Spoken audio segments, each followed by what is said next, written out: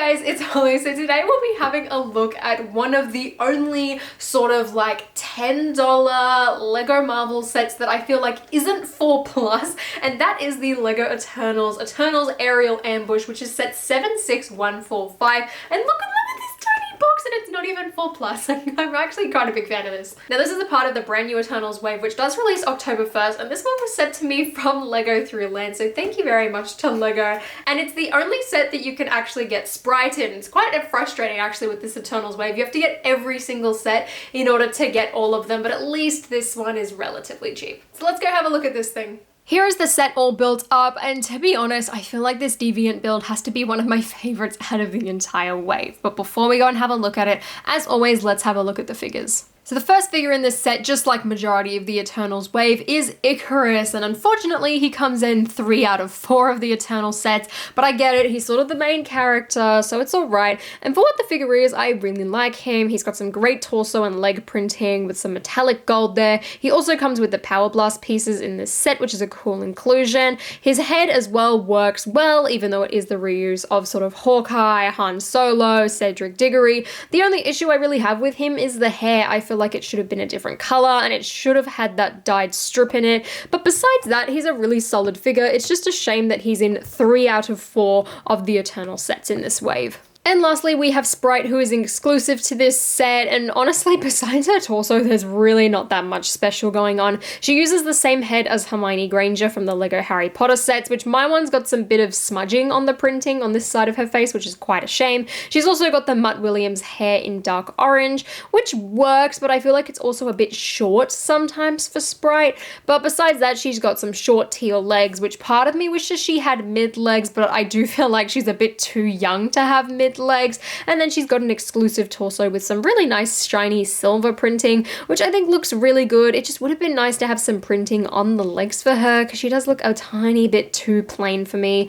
But otherwise, there's really not that much going on here. It's nice to have her in this set, being so cheap, but I feel like it's not that strong of a figure overall. And here is the Deviant itself, which for a $10 set, I really like this build. I feel like you get a lot of value for it. There's a lot of mobility. It is really well done. It's aesthetically very good. Even just the build process was a lot of fun. It was a bit tedious though by the time you sort of get to the wings, but it pays off because I think they look really good. And it's really interesting, this Deviant. It honestly reminds me of a wolf or sort of like a dog with its head, but then sort of combine that with like an eagle or something, or just like a bear. It honestly gives me sort of Pokemon vibes. I don't know if anyone else sort of feels that, but moving on. On this Deviant, there are quite a few stickers as well, just to sort of give it a bit of detailing. You've got some on the knees here, as well as some on his chest and arms, and then you've got a printed headpiece, which I'm really glad about, even though it's literally the same sort of shaped piece as all the ones with stickers on them, so they didn't really need to do that,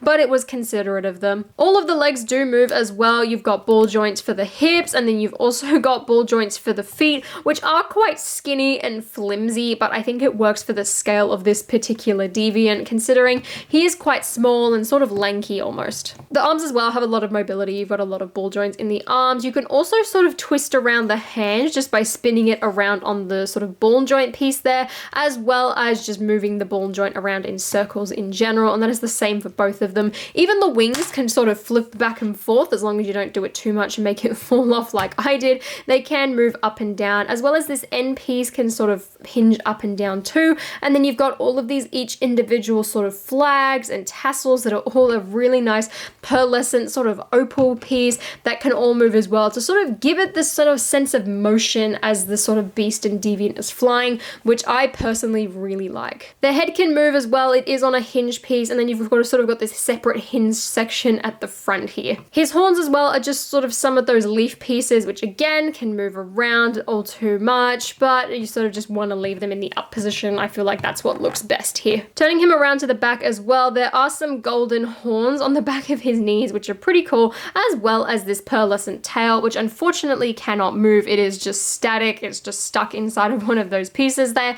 which is all right. I don't expect it to move. I feel like on such a small build, there's enough mobility as is. So that is the entire set. I feel like for such a cheap set, it's a really solid build, honestly. I feel like we haven't gotten a good non-4 plus $10 set in a really long time. So it's a really nice, refreshing change. But in saying that, I feel like you're probably better off just buying the figures separately instead of buying this set. There are deviants in the other sets, so I feel like you don't necessarily need this one, which is a shame because I really liked the build of it. But for what the set is and the set's value, I think you are getting a lot here for your money, which I'm a really, really big fan of. And I hope that this means the start of more non-4 plus $10 sets, just for every theme in general, not just Marvel. But let me know your thoughts on the set in the comments down below, and if you haven't checked out the rest of the Eternals reviews, I will also leave them linked at the end here. And if you guys enjoyed this video, please give me a thumbs up and consider subscribing to my channel down below. And until next time, I'll see you later.